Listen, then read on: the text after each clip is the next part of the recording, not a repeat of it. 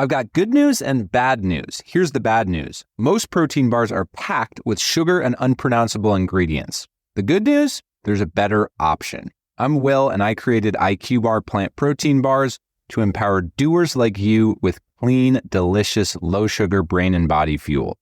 IQ bars are packed with 12 grams of protein, brain nutrients like magnesium and lion's mane, and zero weird stuff. And right now, you can get 20% off all IQ Bar products, plus free shipping. Try our delicious IQ Bar sampler pack with 7 plant protein bars, 4 hydration mixes, and 4 enhanced coffee sticks. Clean ingredients, amazing taste, and you'll love how you feel. Refuel smarter, hydrate harder, caffeinate larger with IQ Bar. Go to eatiqbar.com and enter code BAR20 to get 20% off all IQ Bar products plus free shipping. Again, go to eatiqbar.com and enter code BAR20. We have the tech to get food delivered in 15 minutes, but we all have horror stories about buying tickets. The Game Time app gives fans the advantage. Get amazing tickets in just a few taps. Fees are included, so what you see is what you pay. And the Game Time guarantee means authentic tickets at the best price every time. Take the guesswork out of buying tickets to concerts, sports, comedy, and more with Game Time. Download the Game Time app and create an account for $20 off your first purchase. Terms apply.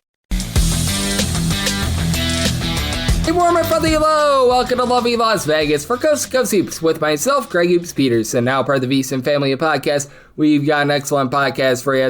We're going to be joined in segment number 2 by one of our good friends, Curtis Rogers. He does such great work over at 710 Seattle Sports. He currently, this time of year, does Seattle Mariners pre- and post-game hosting. Does a great job covering the Gonzaga Bulldogs, pretty much out there in the Pacific Northwest, doing a great job on so many different fronts. And we're going to be chatting with him about what we all saw this past season, how he takes a look at all the mania in the transfer portal, and so much more. And then in the final segment, we did see quite a few guys commit to their new school. We're going to give you guys a roundup of that in the final segment. And if you do have a question, comment, segment idea, what have you for this podcast, you have one of two ways we offer those in. First one is my Twitter/X timeline at @GUnit_D1. Keep in mind, letters CM, they mean does not matter. So as per usual, please do send these into the timeline. And the other way is find an Apple Podcast review. If you rate this podcast 5 stars, it's very much appreciated. From there, you're able to fire in whatever you'd like to hear on this podcast via that 5-star review. Do want to bring up something interesting because we're going to be talking all about transfers and what have you in the offseason. Something that we're noticing is sort of these like team by committee, shall we say, recruitments, because we've seen a few, shall we say, social media posts from a few teams that are locked and loaded that they're going to be back.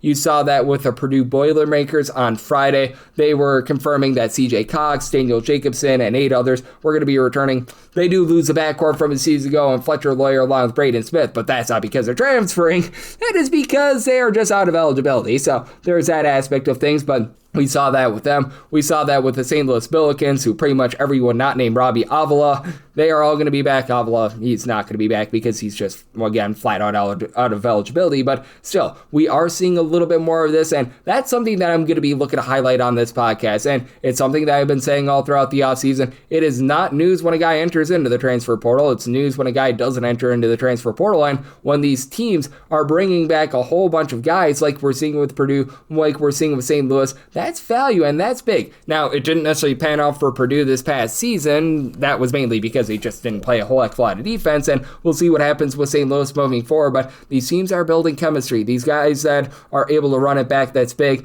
and I do think that it's going to be interesting to see how these teams maneuver, because with Purdue, at the very least, they realize that you need to reach out and bring in a few guys via the transfer portal. They did so with Oscar Clough this last offseason. Meanwhile, the teams that are getting passed by are actually the teams that, even though they bring back so many of their guys, for one, they lose guys in the transfer portal, and for two, they don't utilize it whatsoever. Looking at you, Shaka Smart. Looking at you, Marquette. For the love of Pete, it is not a crime to go into the transfer portal. Now, do I think that PJ Haggerty going to 5 schools in 5 years is the greatest thing? No, I'm going to call it what it is. And you can have your thoughts on that as you'd like, but at that point, it gets a little bit ridiculous. At the same time, a guy should be able to move around once or twice, and you can enhance the roster a little bit. I understand that you want to be going a little bit contrarian, but man, for these schools like Marquette.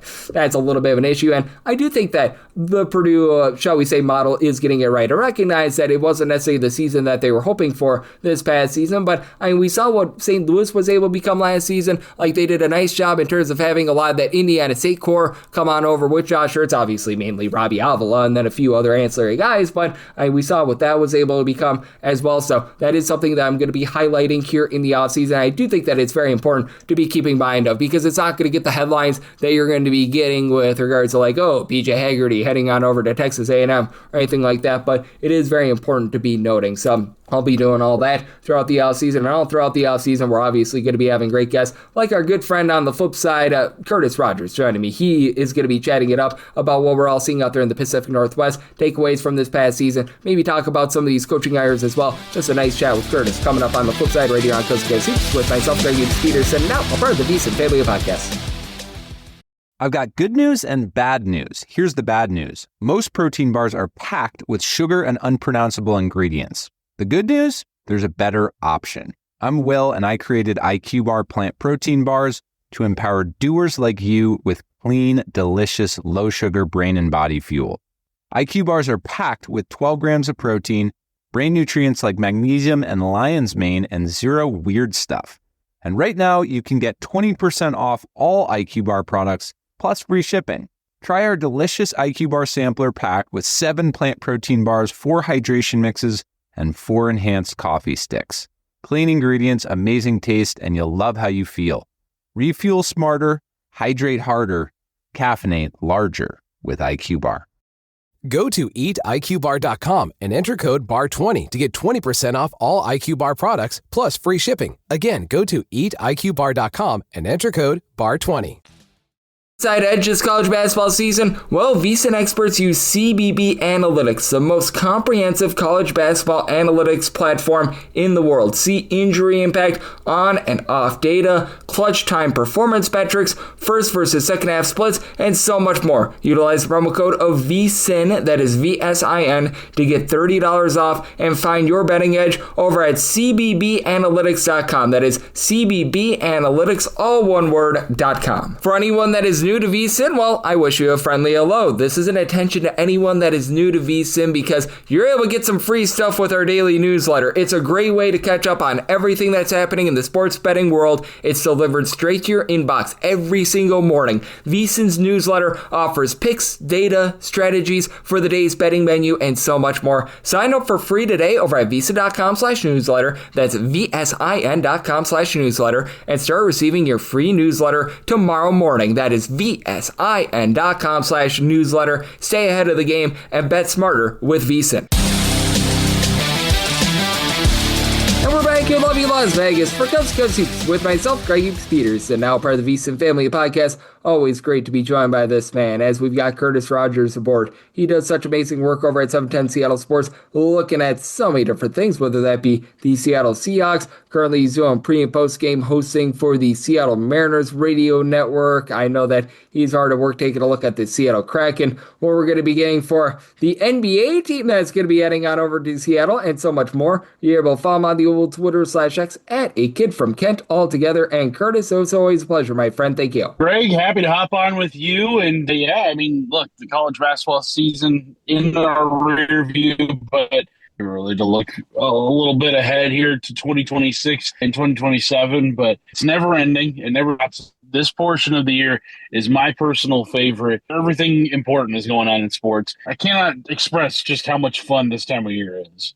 Yep, it certainly is interesting, and I do think that it's way too early to be trying to name your top 25 and everything like that, because I'm not sure how you take a look at college basketball in this day and age, but man, Michigan, their entire roster was filled with transfers this last season, and as of right now, we don't know what we're going to be getting in the transfer portal, and just how much you take a look at these next few weeks and just the landscape in general, because we even saw the teams that brought back a lot of guys like Purdue and company. They did have some struggles, and the teams that have really been able to thrive, for lack of a better term, are the ones that just know the guys that they want to bring into their system and just meld them in their just own likeness. Yeah, I think the results varied so much this season in terms of the rosters that relied heavily upon transfers, but then there were the rosters that relied heavily upon homegrown players. I think of like Purdue. I think of Michigan State as two teams that relied heavily upon homegrown players. Arizona, I believe 4 of their starting 5 this year were homegrown guys. So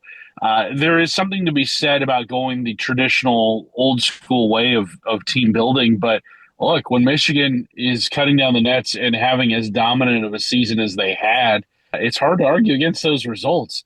And I think personally, this time of year, the portal is even more important than just traditional high school recruiting. I think you're going to get guys who are going to contribute in a much bigger way. They're more developed than your everyday 17, 18-year-old kid that's just entering college.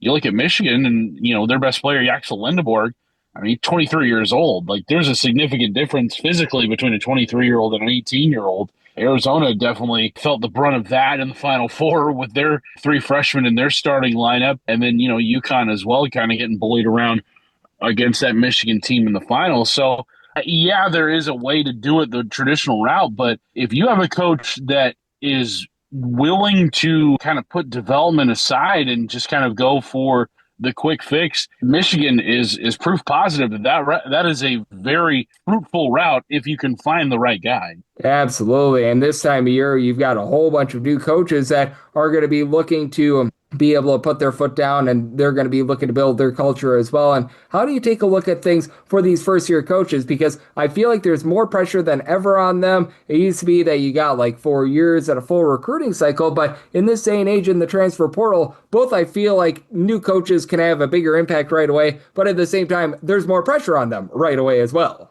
There is, and I think, there is just not a lot of time anymore for teams to kind of implement their system. I think right now, if you're not within the tournament, if you're in a power program and you're not within the tournament 2 years after bringing in a new head coach, then I think you can squarely see yourself on the hot seat. I think here in Washington with Danny Sprinkle having not made the NCAA tournament after 2 years, especially 2 years of very active portal activity, I think you can very much say that he is going to be on the hot seat heading into 2026, 2027. I kind of think that Mike Malone taking over a program of North Carolina, him having an NBA championship under his belt as a head coach, that pedigree matched with the pedigree of the program that he's taking over. I mean, to me, it seems like if he is not back amongst the top 5 programs in the country within about a year or two, then heads will roll in Chapel Hill. So I think with the portal being what it is, you can no longer kind of say, well, my guys aren't in place anymore, the way that you would kind of have to wait probably 3 or 4 years for the previous head coach's players to kind of age out of the program, where now you can get a complete overhaul of your roster really within the first few days of taking over at a program. So I think it definitely ratchets up the temperature on a lot of these seats across college basketball, especially the guys that have not gotten it done in the first couple of years of the watch at their new program. And no doubt about it, we've seen some great coaching moves this offseason as Curtis Rogers, who does such great work over at 710 Seattle Sports, is joining me right here on Coast to Coast Hoops. And certainly you mentioned the biggest one, Mike Malone heading on over to North Carolina. It's the biggest one because North Carolina, whenever they make a coaching change, people take note, but as we know, there have been a few other ones, some of them out there in our neck of the woods with Utah State hiring on Ben Jacobson. We have joked for many, many years that Arizona State just loved going to Dayton under Bobby Hurley. I guess they got sick of not going to Dayton, and now they are going to be looking to Randy Bennett over from St. Mary's. How do you take a look at some of these coaching moves? Because no doubt about it, the Malone hire that you mentioned is the biggest of them, but I feel like some of the West Coast schools really got it right, and I think especially Arizona State, they were very, very, very, very, very long overdue for a move, and I think they got it right with this one. Yeah, you could do a lot worse than Randy Bennett, and that is a program that has been desperate for just any kind of consistent winning. They have not had that for quite a while. It's funny because Herb Sendek has had such a great run at Santa Clara over the last 2 years, and he got ran out of Tempe a few times prior to Bobby Hurley. So I look at this ASU program Greg, they've always kind of felt like a sleeping giant. Now, their facilities haven't been great. They're still not great. I believe they are going to finally start to make some arena improvements there at the Wells Fargo Center in Tempe. So that is an encouraging sign for that program as well. And it's always been kind of dumbfounding to me, having, spent time in the state of Arizona where, Tempe is much closer to the heart of Arizona there in the greater Phoenix area. And I feel like that would be a pretty easy place to recruit a kid to. And yet they have just struggled mightily compared to Arizona. Now, it is funny, the Arizona ASU rivalry, you've got longtime St. Mary's head coach Randy Bennett taking over the Sun Devils, longtime former Gonzaga assistant Tommy Lloyd, who is, one of the premier coaches in the country. That Gonzaga-St. Mary's rivalry, even though they are in completely opposite, conferences now, with Gonzaga headed to the new Pac-12 and St. Mary's now being the class of the WCC, it kind of lives on now in that rivalry between U of A and ASU. But, yeah, I like some moves made out west. A really interesting one to me, Greg, is Weber State going with Caleb Canales, who has been a previous head coach in the NBA, longtime Trailblazers assistant. And it's interesting because the GM of that Weber State program, Damian Lillard. So you can connect the dots there. That one was an interesting hire that I saw get made over the last couple of weeks. I think Ben Jacobson going to Utah State, that is a really interesting one, especially with how much turnover Utah State has had over the last decade or so. I believe this is their fourth different head coach in about 6 years, I want to say. So it's an interesting move made by him, especially considering his 2-decade run at Northern Iowa was very successful. And how about this one that kind of flew under the radar? How about John Groce moving on from Akron, going over to Charleston? He had a really, really phenomenal run with the Zips, making it to the NCAA tournament for the last 5 years. Just won one MAC regular season title in that span, but really kind of dominated the MAC conference tournament.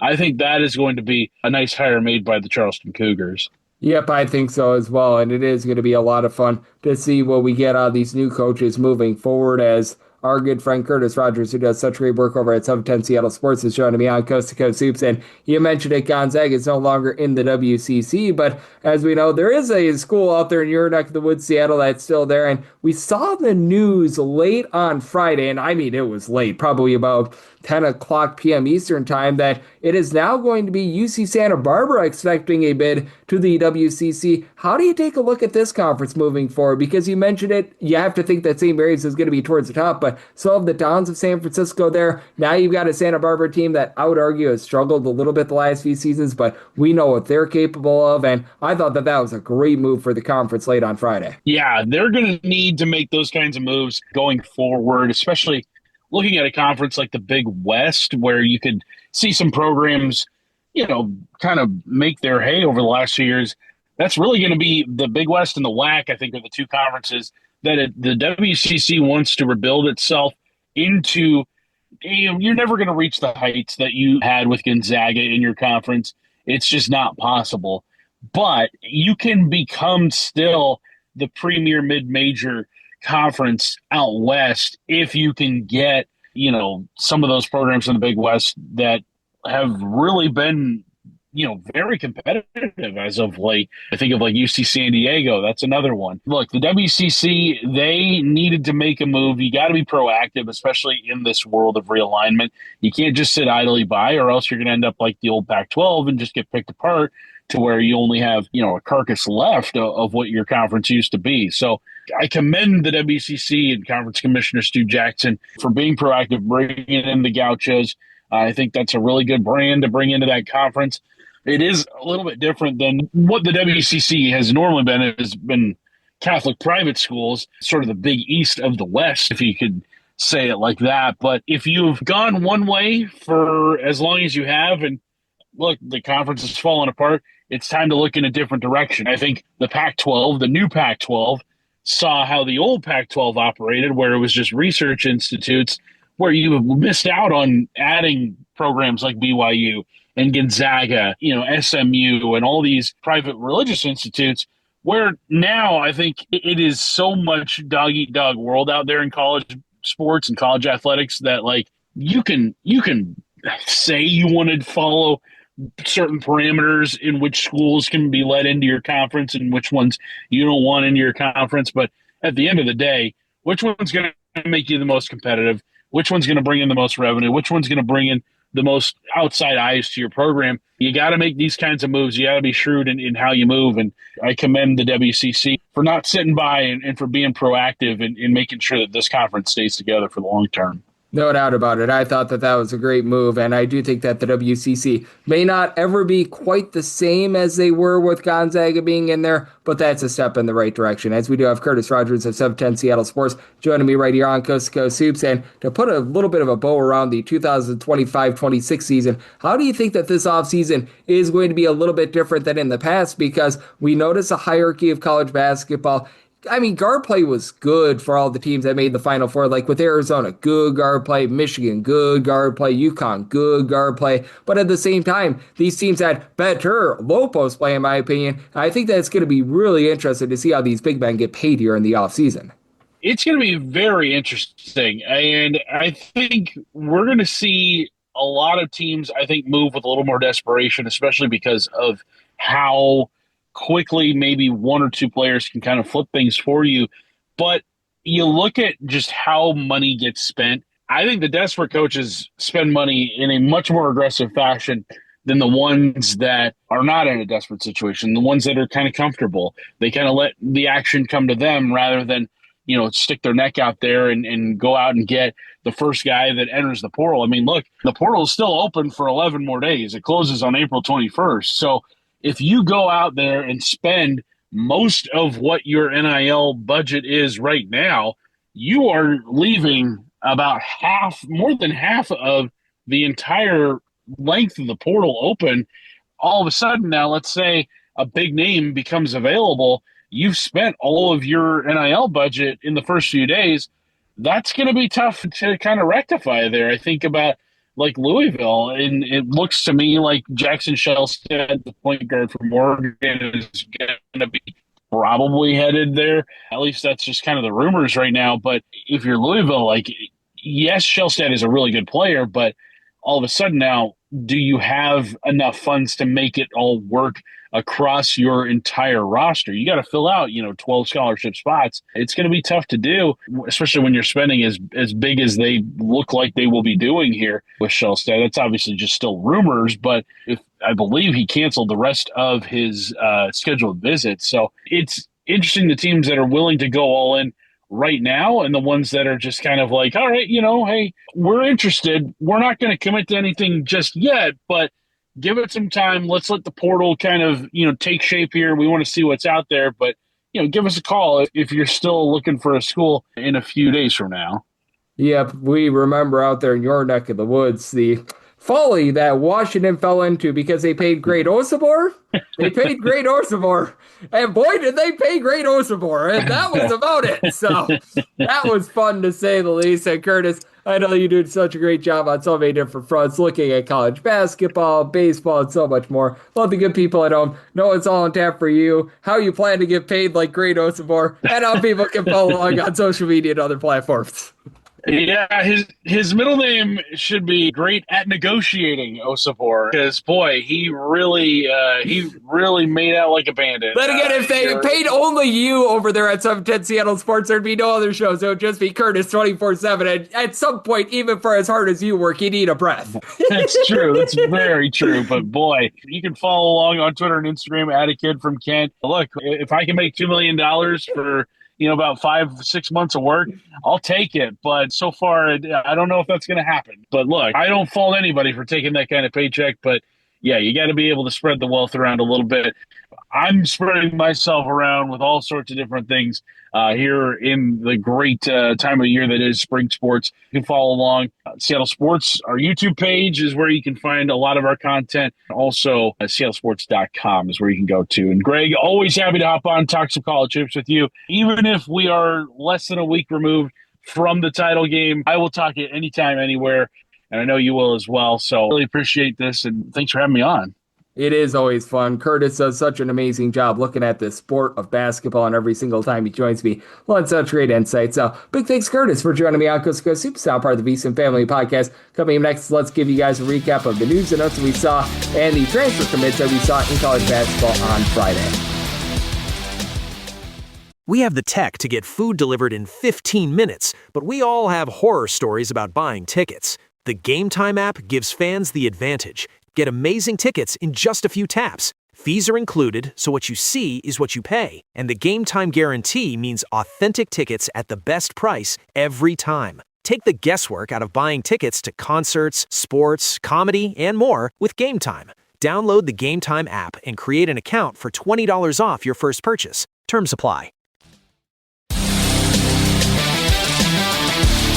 And we're back here in lovely Las Vegas for Coast to Coast Hoops with myself, Greg Hoops Peterson, now part of the VSiN Family Podcast. Was great to be joined by Curtis Rogers. He does such amazing work over at 710 Seattle Sports. Every single time he joins me, he lends such great insights. Did so once again today. So a big thanks to Curtis for joining me in the last segment. Now it is that time of the podcast. I give you a roundup of the news and notes that we saw in college basketball over the last 24 hours. Leon Bond has decided that he's leaving Northern Iowa. That's because they lost their coach Ben Jacobson, but he's not leaving the state. He's going to be heading on over to Iowa State. Have to think that he's going to be a little bit more of an ancillary piece. Now, we've seen it work out with Nathan Heisey in the past. He was over at Northern Iowa. Rock solid player, was coming in off the bench, and he was great for Iowa State over the last few seasons. And for Bond, I think that he can very much fit that mold. Last year, he gave the Northern Iowa Panthers right around about 12 points, about a steal, 4.5 rebounds, shot 36% from three. Began his career at Virginia, was a former top 100 recruit, so it's not like this guy was just recruited as a mid-major player to start with. So I think that that's going to be relatively big for them, and I do think that moving forward, we are going to be seeing a little bit of value on them. So I thought that that was big. Ruben Dominguez, he was over at Texas A&M this past season. He's decided that he is going to be heading on over to Xavier, and it's been a very busy offseason thus far for Xavier. They're also bringing in Michael Nwoko for Dominguez. He comes on over from the country of Spain, where I believe he was playing a little bit of professional basketball. 10 points per game, shot 40% from three-point range. I think that he's going to be able to fit really well into that Patino style. He's not a guy that necessarily generates a lot of turnovers, so Xavier probably not going to be a team that's going to be forcing a lot of ball pressure. They're probably going to need to address the defense a little bit, but Dominguez was a part of a very up-tempo style. I think that that's going to fit in very well, so I like that pickup for them. Anthony Smith was playing over in North Dakota last season. He has decided that he is going to be going on over to Winthrop, and for Winthrop, I think that this is a pretty solid gift for them. For Smith last season, when he was over at North Dakota, he was a nice ancillary guy, about 8 points, 2.5 assists per game. North Dakota was actually one of the better teams in terms of generating turnovers. He didn't do a ton of that. He was a guy that was a little bit more of a sixth man for the team. For Winthrop, we have seen them be able to develop some of these guards. Is he going to be seeing a bunch of playing time? Probably not, but at the same time, I do think that that's a nice, shrewd pickup for them, and I do think that that's going to be able to help them out moving forward. I mentioned the fact that Ben Jacobson, he leaves Northern Iowa. He's trying to be able to get some of his guys to come with him. Will Hornseth is the first of them. He last season was very good for Northern Iowa. He was able to, at 6'8", provide good versatility, shooting 44% from three, albeit didn't shoot a lot of threes, but hey, he was able to pop a few threes, 11 points, 2.5 assists, 4.5 rebounds per game at 6'8", 6'9". I think that he's going to be able to play at a little bit of a higher level. Is he going to be dominant? No, but at the same time, he knows the Ben Jacobson system. I think that this is a really good just starting point and a really nice kit for them. So love what they were able to do there. I mentioned it at the top, PJ Haggerty. School number 5 in 5 years. So while Texas A&M loses Ruben Dominguez, they pick up PJ Haggerty, who he was one of the last guys to sign last season, but that's at 23.5 points, 5.5 boards, 3.8 assists, shot 35% from three over at Kansas State last season. And I mean, he was a second-team All-American, if I'm not mistaken, when he was at Memphis 2 seasons ago. Actually put up better numbers at Kansas State. Problem was, Kansas State played absolutely no defense whatsoever for Texas A&M. I think that he's going to fit in really well with that Bucky McMillan style. As last year for A&M, it was a little bit more of a whole is greater than some of its parts style. They didn't necessarily have that one true dominator. Now they do have that, so it's going to be interesting to see how he's going to be able to fit in with that style. But I do like what Bucky McMillan is doing, and perhaps school number 5 in 5 years might be the charm for our guy in Mr. PJ Haggerty. You've got a little bit of size here with Antonio Dorn, 7-footer, who was over at Virginia Tech last year, about 2.5 points, 2 rebounds per game. Wasn't seeing a lot of run. He has decided that he is going to be going to Wake Forest. Wake Forest just wasn't as great on the glass last season as they have been in the past. I think that this is going to be a relatively solid pickup for them. I think that he's going to be seeing a little bit more, shall we say, playing time than he was able to get in the past.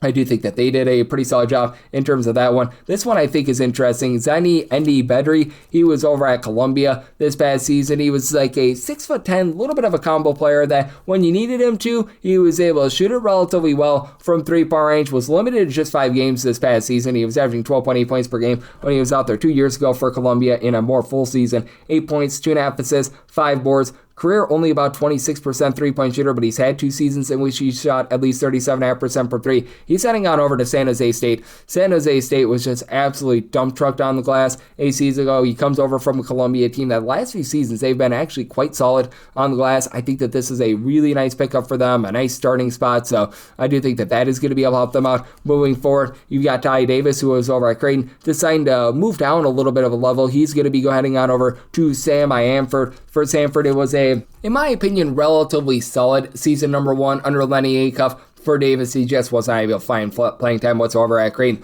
A lot of places had him as like a fringe top 100, top 150 recruit coming out of high school, and he actually did see 12 starts this past season for Creighton.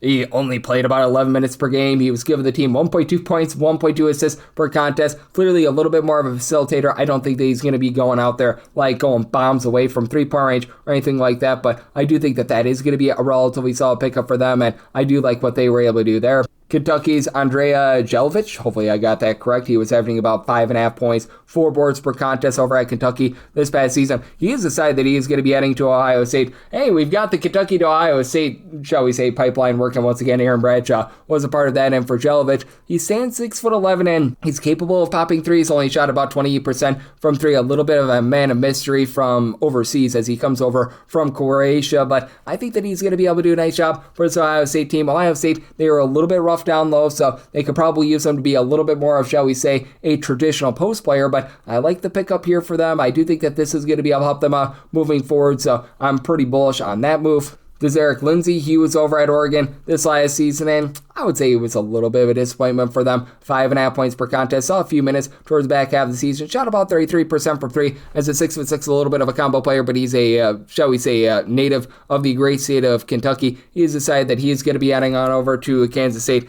As we know, with Kansas State, just a very, very, shall we say, rough end of the season for them because, the way that things unraveled with having Jerome Tang get canned in late February, early March, that was not great. They bring in Casey Alexander, who was able to do some very, very great things over at Lipscomb to start with, and then he goes on over to Belmont. He does great things. I do think that this is a solid pickup. He's a nice 6'6", little bit of a combo player that I think is going to be fitting that system relatively well. So we'll see what other moves Kansas State needs to make because they certainly do need to make quite a few moves here in the offseason. But I do think that that's a solid one, and I do think that that's going to be able to aid them moving forward. For Ohio State, they had a very nice day on Friday because I mentioned the fact that they get Jelovic from Kentucky, but they also get Justin Pittman, who he was able to have himself a nice year with Cal this past season. 14 points. He was able to throw in there 4.5 assists, 4 rebounds per game. Just didn't see the minutes that he was hoping for over at the Michigan University where he began his career, but now he goes back to the Big Ten for the second time in 3 years, and,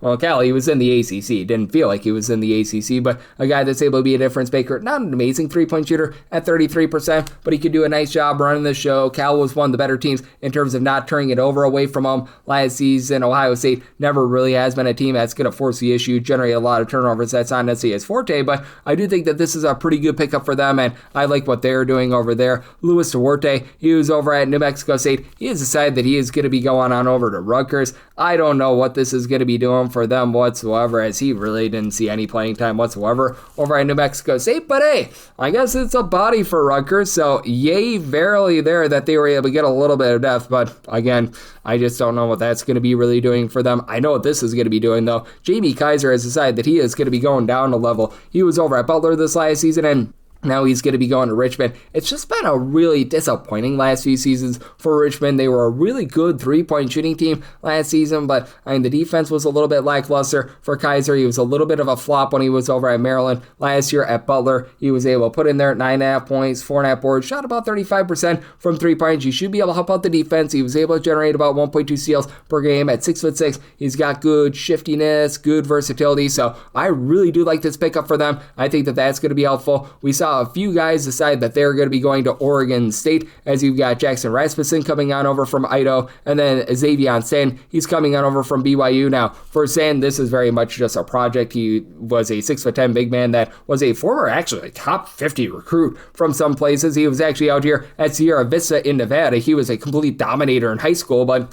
couldn't get out there on the floor for BYU this past season, but we'll see what they're able to do there, because last season for Oregon State, they were absolutely terrible on the glass, and Jackson Rasmussen, he's a little bit more of the known commodity, 6'7" big man for Idaho, who last season was able to spy 13.5 points, 4.5 boards, did shoot about 32% from 3-point. So you've got one project player that if you hit on Stan, boy, are you going to be hitting it big, and then you know what you're going to be getting a little bit more out of Jackson Rasmussen, who's going to be moving up a level. You've got Roman Sapula. He was over at Pittsburgh this last season, and he has decided that he is going to be going to Ole Miss. And for Ole Miss last year, they were pretty miserable on the glass. I think that this is a good pickup for them. 10 points, 5.5 boards, capable of popping threes, shot only about 30% from 3-point range, but Ole Miss, it's very clear that they need to do a better job on the glass. This is the sort of move that is going to be able to address that a little bit, so I do think that that is going to be beneficial for them moving forward, and I think that this one is beneficial for Nevada. Simon Majak, hopefully I got that correct. He was over at Memphis this last year, just really was unable to get out there on the floor. Guy that comes over from South Sudan, 3 points, about 2.5 rebounds per game, capable of actually popping some threes. He's decided that he is heading on over to Nevada. Nevada is a team that just never gives themselves really offensive rebounds. They do a nice job in terms of making sure that you don't get offensive rebounds as well, so that's something that helps them out a little bit, but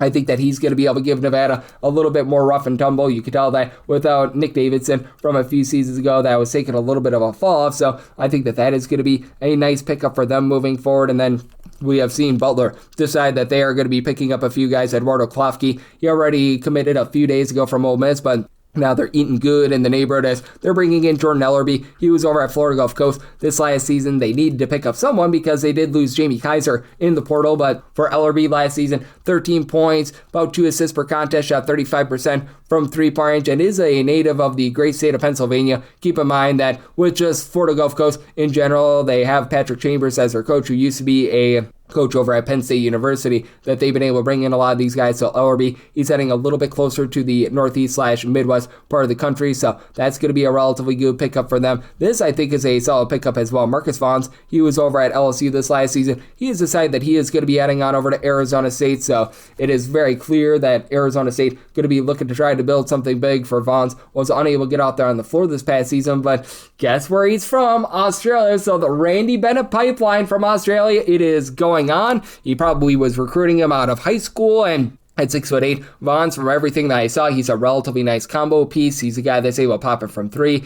probably able to guard multiple positions.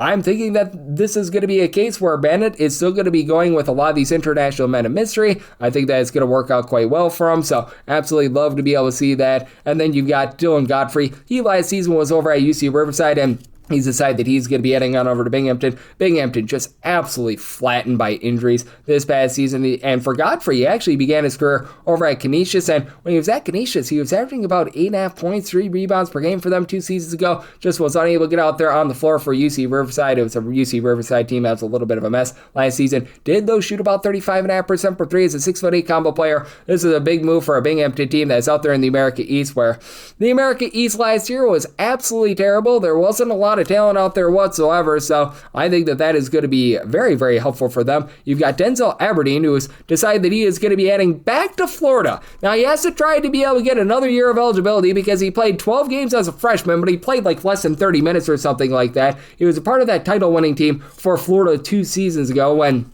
He was there. He was averaging 7.5 points per game. This past year for Kentucky, he was honestly a solid player. 13.5 points, 3.5 assists, shot 36% from three-point range, but we just don't know if he's going to be eligible or not, so that's going to be a very interesting question. But hey, he's trying to be able to get on over to Florida, and with the way that waivers are handed out left, right, and sideways, I'm sure that he's going to be good to go for the upcoming season. Miles Colvin, he was over at Purdue to begin his career. This past season, he was pretty solid over at Wake Forest, 11.5 points, 4.5 boards at 6'5". He shot it at about a 36% clip from three. He's decided that he's going to be heading on over to Cincinnati. As we know, a little bit of a new era here for Cincinnati now that they have brought in Jared Calhoun from Utah State, and he already linked in one of his guys, David Iwazi from Utah State as well. I think that this is going to be a nice starting point for him, a 6'5" guy that's able to shoot it relatively well from three, is able to guard multiple positions. This is a really good pickup for them, so absolutely love what they're doing on that front. And then you also had Tonde Yusufu decide that he is going to declare for the NBA draft. This one is no shock whatsoever. Last year at Baylor, he was averaging 18 points, 6 boards. Really didn't pop it well from three, but a lot of people, they think that he is going to be a lottery pick, so he decided that he was going to be heading to the NBA draft. And I do want to throw this in here as well. This isn't a transfer, but a guy that's returning. Ronnie Rice, he is going to be back at USC. This is very big in my opinion because you did have a just less than savory year for USC. And really the first 2 years under Eric Musselman have not been great for them. Ronnie Rice was only able to play for 6 games last season, and in the 6 games that he played for USC, he was averaging 20.5 points, shot 38.5% from three, 6 assists per game after he was a part of that Crab Five for Maryland where he was averaging 14 points. He was one of the main men for them in their Sweet 16 run. This is very good news for USC. USC, they've obviously got some relatively deep pockets, so we're going to see what they're going to be able to do moving forward, but that's big for them. And then you also saw Jeremy Fears decide that he is going to be declaring for the NBA draft. He's going to maintain his eligibility, one of the top players with over 8 assists per contest last season. We're going to see where that's going to be going, and this one should come as absolutely no surprise whatsoever, but you did see Abuka Okore decide that he is going to be declaring for the NBA draft as well. He was over at Stanford this past season, averaging 23 points per contest, leading scorer in the ACC among freshmen, so I do think that he is going to be going very highly in the draft. It sounds like he is going to be sticking it out in the NBA draft. And for Michigan, things are really starting to be able to materialize for them. They pick up JP Estrella in the transfer portal a few days ago. Mentioned Elliot Kadu coming back. Trey McKinney is going to be returning as well. 9.9 points per game, shot over 36% from three. He became really that sixth man, especially when you saw the injury towards the back half of the season to LJ Case, and he really had to take on a little bit of a bigger role as a freshman. He was able to do a solid job, a former top 30 recruit. He's going to be sticking it out at Michigan, so that's great news for them, and it is great news that we are one day closer to the upcoming college basketball season. I'll be with you guys every single day to get you guys set for what is going to be an absolutely amazing season, and if you do like hearing from this fine podcast, Coast to Coast Hoops, you're able to subscribe wherever your podcasts, Apple Podcasts, Google Play, Spotify, Stitcher, and TuneIn. If you have a question, comment, segment idea, what have you for this podcast, you do have one or two ways we offer those in. First one is my Twitter/X timeline at gunit_81. Keep in mind, letters CM, they mean does not matter, so as per usual, please do send these into the timeline. And the other way is find an Apple Podcast review. If you rate this podcast 5 stars, it's very much appreciated. From there, you're able to fire in whatever you'd like to hear on this podcast via that 5-star review. Big thanks once again to our guy, Curtis Rogers. Does such great work over at 710 Seattle Sports. He joined me in the last segment, and I'm with you guys every single day on this podcast. We're going to be looking at the transfer portal. We're going to be looking at all these moves here in the offseason, and I'm going to get you guys a specialized conference preview for every single one of these conferences as well, once some of the moving pieces get sorted out, and then once we get back into the season, fix an analysis on every single game, every single day. So appreciate tuning in today, and I'll be back with you once again tomorrow. Thank you. We have the tech to get food delivered in 15 minutes, but we all have horror stories about buying tickets. The Game Time app gives fans the advantage. Get amazing tickets in just a few taps. Fees are included, so what you see is what you pay. And the Game Time guarantee means authentic tickets at the best price every time. Take the guesswork out of buying tickets to concerts, sports, comedy, and more with Game Time. Download the Game Time app and create an account for $20 off your first purchase. Terms apply.